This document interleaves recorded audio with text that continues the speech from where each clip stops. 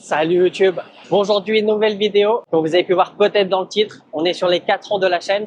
Du coup, comme toutes les années, on va faire le bilan. Je vais également répondre à la FAQ. J'ai eu pas mal de questions, notamment mon salaire, combien je gagne grâce à YouTube, qu'est-ce que je fais comme travail. Enfin bref, on va répondre à tout ça. Je suis un grand fan de café et aujourd'hui, on va visiter un nouvel endroit. Alors, nouveau, je sais pas si on peut le dire parce que ça fait déjà plusieurs mois que c'est ouvert, mais c'est la première fois que je viens. Ça se trouve ici.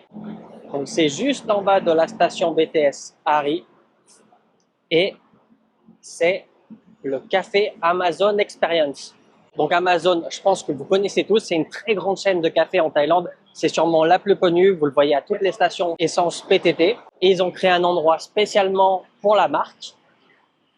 Et apparemment, ça a l'air très joli. Donc, je vais vous montrer tout ça. Vous avez beaucoup de spots apparemment où vous posez.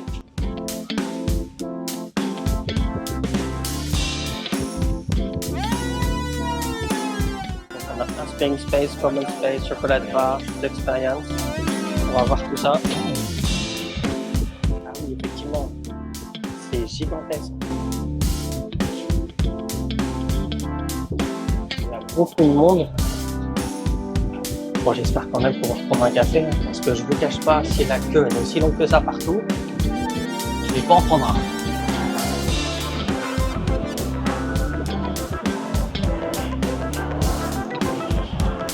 Mais en tout cas, le nom expérience, je pense qu'il porte bien son nom.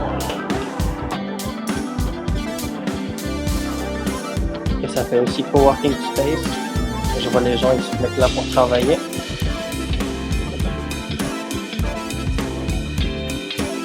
Et en Thaïlande aussi, on a des trompe-l'œil. Regardez. Ici, regardez. Bon, on va quand même essayer de trouver un moment pour se poser. Si on peut avoir une vue pas trop mal, ça serait cool. Bon, c'est bon, je suis au dernier étage. C'est joli, hein? Alors, on a vu le métro passer. Je sais pas si vous l'avez vu passer. Ouais, ici, en fait, vous voyez, là, c'est la station BTS. Vous voyez même les gens. Enfin, peut-être vous n'allez pas voir sur la caméra. Vous voyez les gens. Et là, le métro passe ici, donc c'est super joli. Je pense même qu'on peut s'asseoir, parce que les gens posent leurs affaires. Ça a l'air solide et il n'y a pas de panneau comme quoi c'est interdit de s'asseoir. Mais comme il n'y a personne qui s'assoit, je me vois mal être le seul relou qui s'assoit sur des endroits comme ça. Bon, c'est une galère, il n'y a pas de place. On se rejoint en bas à l'extérieur, comme ça on est sûr qu'il n'y ait personne. Et je pense que la vue sera pas mal parce qu'aujourd'hui, malgré la saison des pluies, on a un grand soleil. Bon, on va se poser ici tranquillement, ça va être plus simple. Ça va nous permettre également d'avoir une vue plutôt pas mal, hein. On va voir le BTS passer. Donc, comme je vous disais en début de vidéo, ça fait 4 ans que je suis sur YouTube. Durant ces 4 années, j'ai toujours alterné entre travail, parce que j'ai un travail à plein temps, et également YouTube à côté. Est-ce que cette année, c'est l'année finale auquel je vais lâcher mon travail? Parce que justement, on m'a posé la question sur la FAQ. D'ailleurs, si vous voulez participer aux prochaines FAQ, donc en général, j'en fais une fois par an, durant l'année anniversaire de ma chaîne YouTube. Je fais un post sur communauté et également je sors un short et un TikTok. D'ailleurs, si vous ne me suivez pas sur TikTok, j'avoue, je suis pas le plus actif sur TikTok, mais ça m'arrive de poster quelques vidéos. C'est ici, je sais pas si vous allez voir grand chose, Sai Phalang. Donc n'hésitez pas à me suivre sur TikTok. Je poste beaucoup plus sur Instagram. Donc si vous avez Instagram, je vous conseille de me suivre, Sai_Phalanglao. Je vous mets mon Instagram juste ici. Et on va commencer donc le bilan de cette 4e année de YouTube. Alors déjà, la dernière fois que j'ai fait un bilan, donc l'année dernière, on était sur les 3 ans et on avait 17 222 abonnés, ce qui est plutôt pas mal. À l'heure où je tourne cette vidéo, donc on est le samedi 27 juin, on est à 21 200 abonnés. Et l'année dernière, on était à 405 vidéos. Donc ça regroupe tout, il me semble, et les vidéos longues et également les shorts que je me suis mis à reposter justement. Et aujourd'hui, on a 530 vidéos, soit plus 125 vidéos. Donc, j'ai vachement réduit le rythme. Je suis passé à 1 vidéo par semaine. Là, je suis en train de réfléchir à peut-être repasser à 2 vidéos par semaine. J'essaye de m'organiser. En fait, très récemment, j'ai eu beaucoup de choses qui m'ont pris beaucoup de temps. J'ai eu beaucoup de voyages à faire, que ce soit pour le travail, mais également pour la famille ou pour les amis. En janvier, comme toutes les années, je suis allé à Chiang Mai. En février, j'ai dû aller en France. Après, je crois que c'est au niveau de mars, avec un ami qui venait de France, on est allé à Pattaya. Puis là, très récemment, en mai, j'ai dû aller à Chiang Mai pour le travail. Et il y a de fortes chances que je retourne à Chiang Mai. J'ai également fait des choses administratives, ou peut-être j'en parlerai un peu plus tard dans la vidéo. Et voilà, j'ai eu beaucoup de choses qui m'ont pris beaucoup de temps. Du coup, j'ai dû réduire le rythme. Et là, on a 1 vidéo par semaine. Et je vais essayer de m'organiser pour repasser à 2 vidéos par semaine parce que En fait, à une vidéo par semaine, la chaîne, elle est en train de mourir. Enfin, elle est en train de mourir. L'évolution est beaucoup moins exponentielle que quand je faisais 2 vidéos par semaine ou même plus, hein, quand j'avais le challenge des 1 vidéo par jour pendant 30 jours. Enfin bref, voilà ce qu'il y a de prévu pour la suite de cette année parce que voilà, je le spoil, mais j'arrête pas YouTube encore. On va essayer d'être un peu plus actif. Concernant les séries de vidéos, voilà, j'ai vraiment des séries qui m'appartiennent. Il y a ma vie d'expatrié déjà. Pareil, ça s'est beaucoup calmé parce que j'ai rencontré moins de personnes. Du coup, j'ai moins pu le proposer. La vie d'expatrié, pour ceux qui connaissent pas, c'est un format interview, mais on essaie d'aller un peu plus loin que ça. On essaie de savoir ce que c'est son quotidien. Donc, il nous montre son chez lui, il nous explique un petit peu sa routine, ce qu'il fait en Thaïlande, ce qu'il a amené en Thaïlande. D'ailleurs, si vous vivez en Thaïlande et ça vous intéresse de passer à l'épisode de ma vie d'expatrié pour partager votre expérience, n'hésitez pas à me contacter sur Instagram. Je vous mets le lien, c'est Sai-Phalanglao. Puis on essaye de s'organiser tout ça. Ensuite, une autre série, c'est j'invite une Thaïlandaise. Donc pareil, ça va être très variable. Parfois, c'est un format interview. Parfois, c'est on va faire une activité, on va visiter quelque chose. C'est toujours en cours. C'est vrai que ça fait un moment. Je crois la dernière, c'était Gigi, donc l'ancienne modèle Playboy, que j'ai invité sur la chaîne. Je vais essayer de me remettre en recherche parce que j'ai totalement arrêté les recherches de filles qui créent du contenu pour essayer de les inviter sur la chaîne. Mais justement, comme vous êtes de plus en plus sur Instagram, ça donne un peu plus de force, un peu plus de visibilité. Donc mes messages seront plus vus et on va essayer prochainement d'inviter une fille thaïlandaise qui fait du contenu sur Internet pour faire un format vidéo. Je sais pas encore, ça va dépendre de la personne, son style, etc.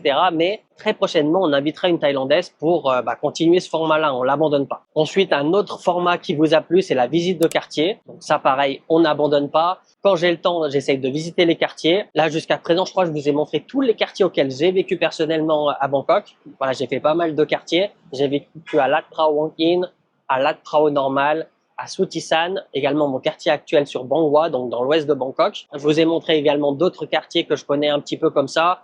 On a pu voir également le quartier de Charles à Onnout. Donc voilà, la visite de quartier, ça aussi, c'est un format que je souhaite garder, même si ça fait pas énormément de vues parce que c'est un format vlog, il se passe pas grand chose.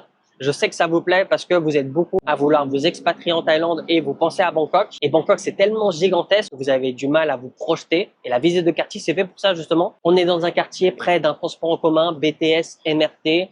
On fait le tour de tout ce qui est à proximité. Je vous montre un petit peu les prix des locations de condos, mais également de l'achat, si vous souhaitez acheter. Et ça vous permet de vivre à d'autres endroits, ne pas être regroupé au même endroit que tout le monde, c'est-à-dire Phompong. D'ailleurs, je pense qu'on va quand même faire la visite de ce quartier-là, ou Onnout, là où c'est concentré d'étrangers. Ensuite, concernant les grosses vidéos, voilà, tous les ans, j'essaye au moins de faire une vidéo où je sais que ça va être un buzz parce que c'est quelque chose de controversé, c'est quelque chose de clivant, c'est quelque chose qui intéresse beaucoup plus que la sphère YouTube Thaïlande. Pour voir lesquels c'est extrêmement simple, hein. Vous allez sur ma chaîne, on va sur les vidéos les plus vues, les plus populaires. Donc, la première avec 411 000 vues, c'est énorme, hein. C'est j'ai loué une petite amie, je loue une copine pour la journée, puis je lui pose plein de questions. Ensuite, la deuxième, 169 000 vues, pareil, c'était il y a un an, c'est ce Ladyboy nous dit tout sans tabou. Donc, j'ai interviewé un Ladyboy et il répond vraiment à toutes les questions qui nous passent par la tête. La troisième, 153 000 vues, c'est pourquoi autant de Thaïs se prostituent. Ça, c'est la première vidéo buzz que j'ai fait sur la chaîne. La quatrième, c'est comment draguer une Thaïlandaise. C'est justement un feat avec une Thaïlandaise qui crée du contenu, Earn. On a fait 2 vidéos ensemble. Peut-être qu'on fera une troisième vidéo ensemble si elle veut bien, si également je trouve un thème intéressant pour la chaîne. Après, j'ai fait les feed bars. J'ai fait les massages très récemment, hein, là il y a 4 mois de ça. Donc voilà, tous les ans, j'essaye de faire une vidéo qui marche. La dernière, comme je vous disais, c'était les body massages. C'est le genre de choses où on sait que ça va marcher. Personnellement, je veux pas faire des vues pour faire des vues. Faut que le thème soit intéressant et qu'on passe pas dans le dark side, qu'on n'aille pas dans des trucs un petit peu dégueulasses. J'essaie toujours d'être très respectueux, ça soit à travers mes vidéos, mais également avec les invités. Et j'en profite pour dire merci aux tipeurs. Alors, je peux pas savoir tous les tipeurs sur le cours de l'année. Je vais dire merci aux tipeurs du mois précédent, enfin du mois actuel plutôt, du mois de juin. Je mets toujours le nom des personnes en premier commentaire, donc ça aura sûrement changé quand la vidéo sera postée parce qu'on est en fin juin. Mais un grand merci déjà à Alain qui soutient la chaîne depuis presque le début, je pense. Vraiment, c'est un des tout premiers tipeurs et c'est celui de très loin qui a fait le plus de tips. Ensuite, un grand merci à Edouard le Chacal. Lui, c'est le mec qui met le commentaire numéro 1, même si c'est un chacal, on l'aime bien. Un grand merci à Edouard. Un grand merci à Maïwan. Alors, elle est un peu moins active récemment sur la chaîne. Elle doit pas mal travailler, s'occuper de sa famille, donc elle doit avoir un petit peu moins de temps sur YouTube. Mais elle est quand même présente tous les mois pour tipper. Donc, un grand merci à Maïwan. Et très récemment, son premier tip, merci à Olivier. Également, un merci à tous les tipeurs pendant le cours de la 3e à la 4e année. C'est grâce à vous que la chaîne peut continuer parce que Vous allez voir un peu plus tard quand on arrive à la FAQ, mais l'argent des vues YouTube, elle est ridicule pour le travail donné. Un grand merci également à tous les membres de la chaîne. Donc, qu'est-ce que ça vous offre les membres de la chaîne? Ça vous permet de voir les vidéos en avance et vous avez un petit logo qui prouve que vous êtes membre de la chaîne. C'est un abonnement mensuel, vous pouvez l'arrêter quand vous voulez. En tout cas, un grand merci à tous les membres de la chaîne. Malheureusement, je peux pas les citer parce que comme c'est un abonnement, des gens arrêtent en cours de route. Mais même si vous êtes abonné un seul mois, je vous remercie parce que vous faites partie des gens qui fait que cette chaîne puisse survivre. Comme on est en train de parler d'argent, je vais vous parler également des choses qui fait que cette chaîne puisse vivre. C'est les formations. Donc, la première chose, c'est la formation expatriation.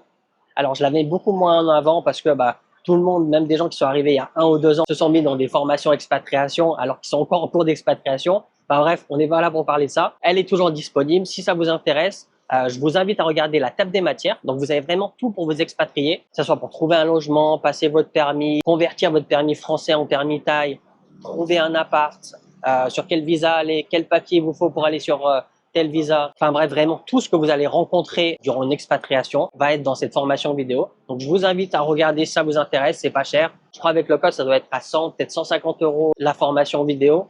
Ensuite, toujours dans l'expatriation, il y a des appels personnalisés. Ça arrive plutôt souvent. Et toutes les personnes que j'ai eues jusqu'à présent, ils sont tous très satisfaits de ces appels. Donc pareil, l'appel est à 65 €. On passe 1 heure ensemble et vraiment, je réponds à toutes vos questions. Un grand merci à tous ceux qui me font confiance, parce que je suis pas le moins cher de tous les youtubeurs. Mais voilà, pour moi, l'expérience a un coût. Et également le fait que je travaille à côté, j'ai pas beaucoup de temps libre, donc je préfère filtrer de cette façon-là. Et la dernière formation, c'est formation apprendre le thaï. Voilà, vous l'entendez à presque toutes les vidéos. Je vous explique de A à Z comment moi, personnellement, j'ai fait pour apprendre le thaï, le parler couramment. Alors, c'est pas juste, je vais vous donner du vocabulaire. Pour moi, c'est pas ça la valeur ajoutée de cette formation. C'est vraiment, je vous explique tout ce que moi, personnellement, j'ai mis en place et ce que je vous conseille de mettre en place pour optimiser votre apprentissage. Je vous le dis, il n'y a rien qui vous permettra, après un cursus, de parler couramment n'importe quelle langue. Sinon, ça veut dire quand vous avez fini votre cursus scolaire au collège, vous parlez couramment anglais. Sauf que vous savez bien que c'est pas le cas. Parce que apprendre des grammaires et du vocabulaire, c'est pas ça qui fait que vous pouvez parler une langue. Il y a plein de choses à mettre en place et justement, je vous explique tout de A à Z, comment optimiser cet apprentissage. Et ensuite, dernier point avant de passer à la FAQ, c'est les partenariats. Donc personnellement, j'ai 2 partenaires auxquels je travaille toujours avec eux. C'est une assurance déjà, une assurance santé locale avec une manageuse qui travaille vraiment dans l'assurance, qui est francophone, française. Je vous mets le lien dans la description. Vous remplissez le formulaire, elle vous recontacte personnellement. Alors, pourquoi j'ai décidé de travailler avec eux? Déjà parce que ils sont très avantageux au niveau financier. C'est la première chose parce que je sais que la plupart des gens qui regardent mes vidéos, vous n'avez pas un budget énorme. Et moi non plus, j'ai pas un budget énorme. Donc forcément, il y a beaucoup d'assurances malheureusement auxquelles vous ne pourrez pas faire parce que souvent, c'est les plus chers. Et c'est une assurance locale, mais ça peut vous couvrir dans plein de pays. Et vous avez plusieurs packages. Alors, j'y connais pas, je suis pas assuré chez eux parce que j'ai pas d'assurance privée.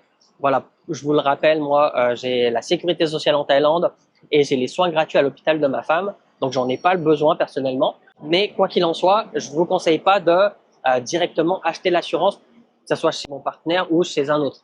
Pourquoi? Parce que il faut bien comparer, prendre le temps de réfléchir. Voilà, prendre une assurance, c'est s'engager, même si c'est un contrat d'1 an.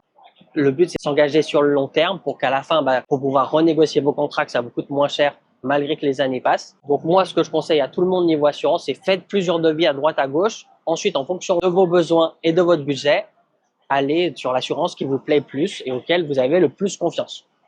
Ensuite, le deuxième partenaire, c'est une assurance que j'utilise cette fois-ci, c'est l'assurance moto. Alors, elle fait moto, mais aussi santé, voyage, elle fait aussi voiture, bien évidemment, mais moi, j'utilise que pour la moto. Pareil, je vous mets le lien dans la description. J'ai déjà fait le test de l'assurance, j'ai déjà fait une vidéo. Je vous ai tout montré, le cursus avec l'assurance quand j'ai eu mon dernier accident avec mon nouveau Forza. Ça s'est extrêmement bien passé et c'est pour ça que je vous fais profiter. Ça vous coûte pas plus cher. Je crois même que vous avez une réduction. Et moi, je gagne, je crois, 150 bahts, un truc comme ça, par personne affiliée. Donc, si vous êtes en Thaïlande et vous voulez une assurance véhicule, foncez chez eux. Ça va être gagnant-gagnant pour tout le monde. Donc voilà, j'ai parlé un petit peu de tout niveau la chaîne, également le business à côté et mes partenaires. On va passer à la FAQ de la chaîne. Donc, j'ai reçu quelques questions. Je commence tout de suite. Première question, c'est les Steph, ta chaîne ne te suffit pas pour vivre sans avoir à travailler à côté? Point d'interrogation. Combien elle te rapporte pour le moment avec ta formation à apprendre le thaï et les affiliations? Alors, Ma chaîne ne me suffit pas pour vivre. Peut-être que si je ferais que ça, et du coup je ferais beaucoup plus de vidéos, peut-être 2-3 semaines, et je ferais d'autres choses à côté, peut-être que ça me suffirait. Mais aujourd'hui, ça me suffit pas. Combien elle me rapporte? Alors, je vais pas vous donner le chiffre exact déjà parce que ça varie de mois à mois. Mais pour vous donner une idée, les vues, on va être à environ moins de 500 €, ça c'est sûr, avec ce rythme-là, à une vidéo par semaine. Donc, c'est une des raisons pourquoi je continue à travailler à côté. Ensuite, deuxième question, tour de taille 69-71. Je te regarde de temps en temps. Que penses-tu de ces arnaques qui sont déjà ou débarquent en Thaïlande en faisant des vidéos sur des formations éclatées, des projets voyages foireux, des montages, des cagnottes bidons, des soi-disant experts sans aucun diplôme, crédibilité, etc. Eh ben, moi, ce que j'en pense personnellement, ça n'a pas vraiment de valeur. Mais je vais quand même le dire parce que vous me posez la question. Pour moi, c'est ridicule. Des gens qui sont arrivés il y a 2-3 ans, qui sont encore des touristes, qui veulent apprendre à t'expatrier alors qu'ils sont même pas expatriés. Pour moi, visa DTV, c'est un visa touriste et d'ailleurs même pour l'État thaïlandais. Mais quoi qu'il en soit, le problème, c'est pas vraiment le visa, c'est pas en 2-3 ans de Thaïlande pour moi que tu connais vraiment la Thaïlande. Et ça, c'est que mon avis personnel. Après, concernant leur formation, les accompagnements, etc., j'ai pas vraiment d'avis parce que, en fait, ces gens-là, ils forcent personne à acheter. Les gens qui achètent, c'est des gens qui regardent les vidéos, qui ont confiance en ces personnes et qui ont envie d'acheter ou de soutenir le créateur avec justement ses formations, ses accompagnements. Donc pour moi, j'en pense rien. Je sais pas exactement ce qu'il y a à l'intérieur de leur formation, de leur accompagnement. C'est la première chose. Ça se trouve, c'est extrêmement bien. Même si ils viennent d'arriver en Thaïlande, ça se trouve, c'est extrêmement complet. Donc ça, c'est la première chose. Et la deuxième chose, c'est, comme je vous disais, voilà, ils ont forcé personne. Si les gens achètent et qu'ils sont satisfaits, en vrai, tout le monde est content. Donc, j'ai pas vraiment d'avis à ce sujet-là. Si par contre, vous voyez 100 personnes qui critiquent, ouais, j'ai acheté, c'est une arnaque, qui veut pas me rembourser. Là, à ce moment-là, on en reparle. Mais pour le moment, j'ai pas vu ce cas-là. Ensuite, autre question, égrégore flamboyant. Comment se passe-t-il avec ta belle famille? Charles en parle très souvent, alors que toi, tu n'abordes jamais le sujet. Alors c'est vrai, j'en parle jamais. J'en parle pas parce que l'occasion se présente pas. Mais voilà, tu me poses la question, du coup, je vais pouvoir répondre. Franchement, avec ma belle famille, je suis extrêmement satisfait. Franchement, ça se passe super bien. Déjà, mon beau-père, il est moine dans un temple. On le voit jamais. Ça nous arrive peut-être une fois par an quand on va monter à sa ville natale. On va s'arrêter au temple pour lui dire bonjour, etc. J'ai fait une vidéo d'ailleurs avec mon beau-père. C'est la vidéo où je passe 24 heures avec un moine. Je vous mets le lien dans la description si j'y pense. Il est super gentil. Et voilà, comme je vous disais, on se voit pas souvent déjà parce que ma femme est pas très proche de son père. Ses parents sont séparés très jeunes. À chaque fois que je vais le voir, il est super sympa et j'ai dormi dans le temple. Ça s'est super bien passé. Donc du côté du père, ça se passe très bien. Et du côté de la mère, encore mieux que je pourrais imaginer. J'avais une ex thaïlandaise auquel sa mère, elle m'aimait pas très bien. Bah, ça se sentait que physiquement, elle était pas super contente que sa fille sorte avec moi.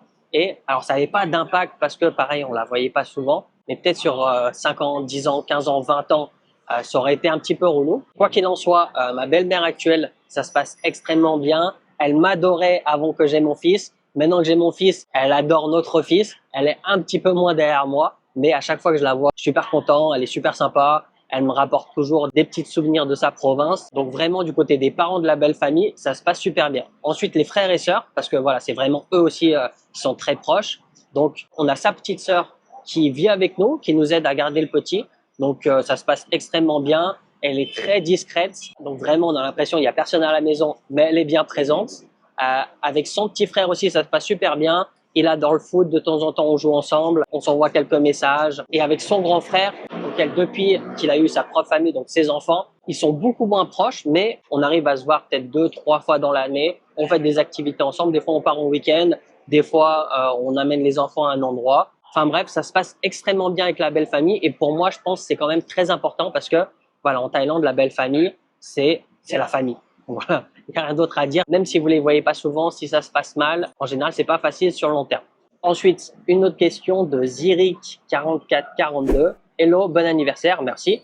Petite question fiscale. Un retraité expatrié en Thaïlande qui touche sa pension en France et la rapatrie en Thaïlande, a-t-il besoin de déclarer la somme et soustraire la retenue à la source française ou même pas besoin de déclarer? Alors, c'est simple. L'ambassade de France a répondu à cette question, je crois c'est début de cette année.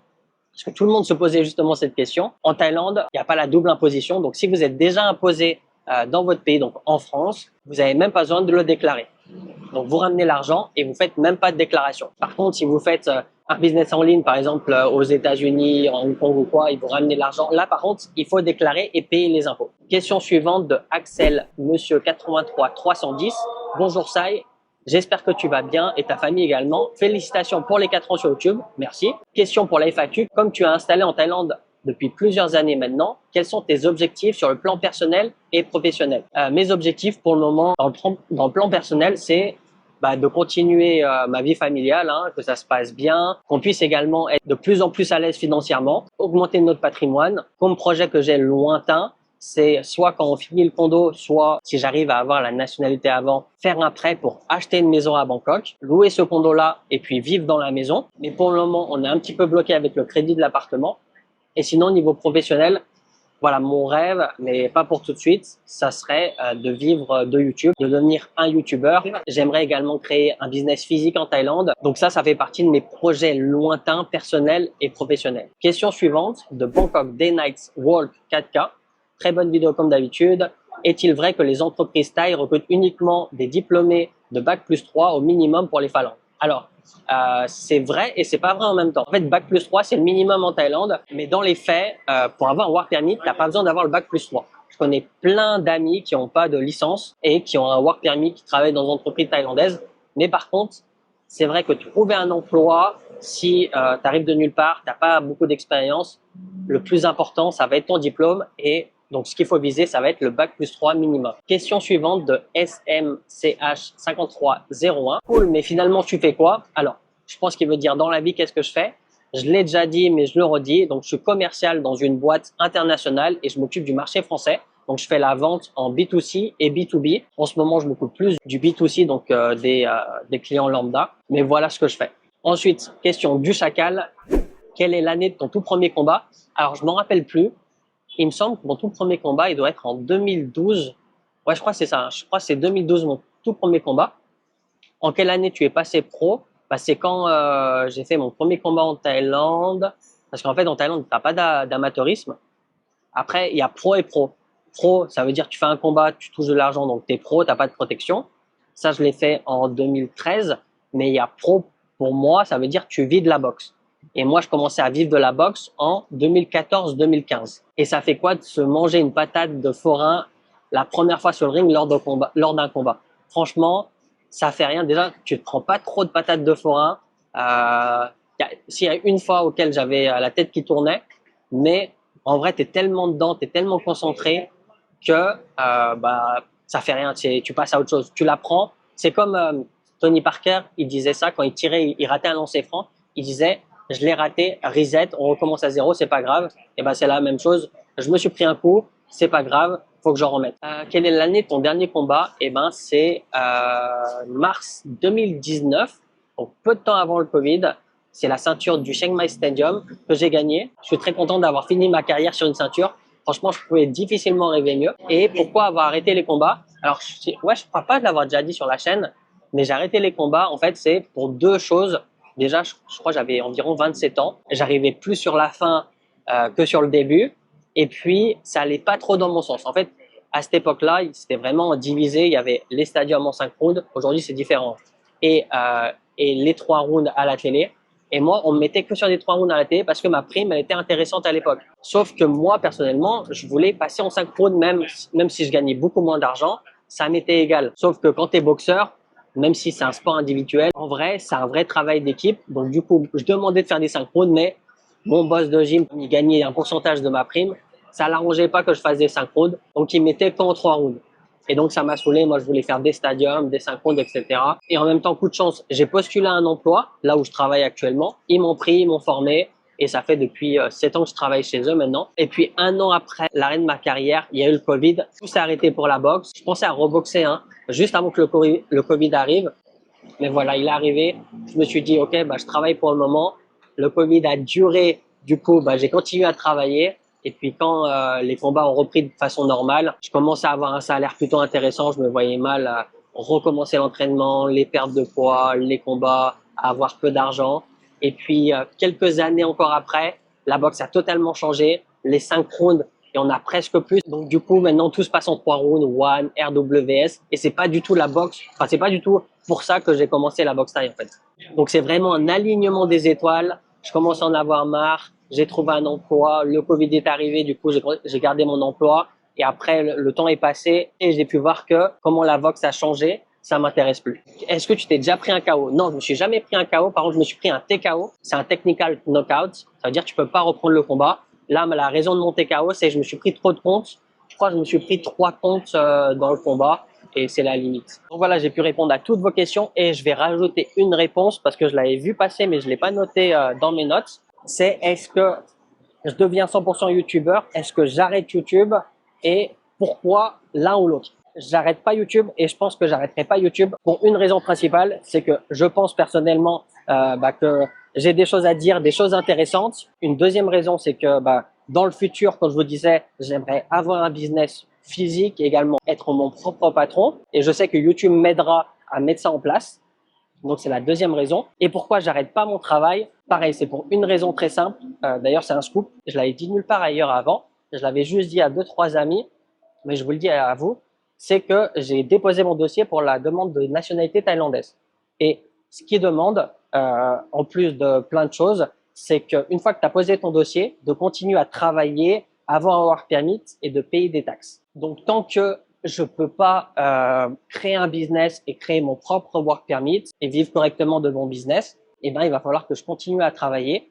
Et je sais que c'est long en ce moment sur la citoyenneté. On est, sur les dernières infos que j'ai, on est sur environ 8 ans après avoir posé son dossier. Ça veut dire, je l'ai posé cette année en 2026. Techniquement, dans 8 ans, donc en 2034, si je sais compter, si tout se passe bien, je continue à travailler, à payer des taxes, à avoir un work permit. J'ai pas fait une dinguerie en Thaïlande. Je suis pas poursuivi pour un truc de ouf. Je devrais devenir thaïlandais. Donc, je croise les doigts. Je touche du bois, il n'y a pas de bois, mais je touche ma tête. Et donc, c'est une des autres raisons pourquoi je continue à travailler et je pense pas arrêter de travailler, même si pendant un moment, ça m'a traversé l'esprit. Maintenant que mon dossier est déposé, je me dis, voilà, j'ai fait le plus dur en vrai. Faut pas que j'arrête maintenant. Mon travail se passe bien. YouTube, ça se passe bien. On side business, comme on dit. Donc, je vais garder les deux tant que mon corps le permet. Donc voilà, comme vous voyez, je suis sur mon scooter, je suis au parking. On arrive à la fin de cette vidéo. Comme d'habitude, si ça vous a plu, n'oubliez pas de liker la vidéo, vous abonner à la chaîne, c'est pas déjà fait. Si vous avez des questions sur la Thaïlande, regardez dans la description, j'ai créé des appels personnalisés. Si vous souhaitez apprendre le thaï, je vous laisse jeter un œil sur la formation. Et puis suivez-moi sur Instagram, vraiment vous loupez des choses. Et moi, je vous dis à la prochaine. Ciao!